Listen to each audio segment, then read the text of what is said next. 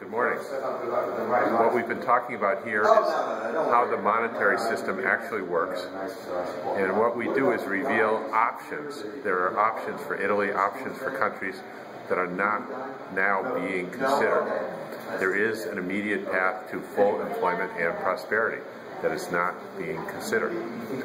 The basic problem is that budget deficits are actually too small and need to be larger. We explain why. The budget deficit is equal to the savings of the country. It's the same number. So if the total debt is 2 trillion euro, the total savings is 2 trillion euro. Lowering the deficit means lowering the savings. Raising the deficit means raising the savings. What you must do is look at the economy and decide, are savings too high or are savings too low? Obviously right now savings are too low, people don't have enough money to spend, and so the unemployment is very high and the economy is doing poorly. Okay, so you look at the economy, you make a judgment. Is the economy too hot or too cold? Is savings too high or too low?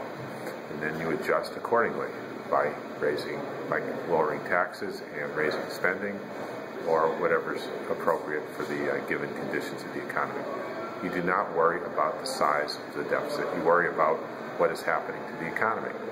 Now, unfortunately, Italy itself cannot finance its own deficit because of it changed its monetary arrangements when it joined the euro. Back on the lira, Italy could have any deficit it wanted. It didn't matter for the markets. Today, it matters, and so it requires a guarantee from the European Central Bank. Well, the European Central Bank is doing that now. They are doing what it takes to make sure that the countries can fund themselves. Now that funding is guaranteed, now it's important to recognize that the size of the deficit is the size of the savings, and you've got to get it to the right level to have the kind of lives we want to live. And right now, clearly the deficit is too small. The European Central Bank is guaranteeing the funding, so that's not a problem.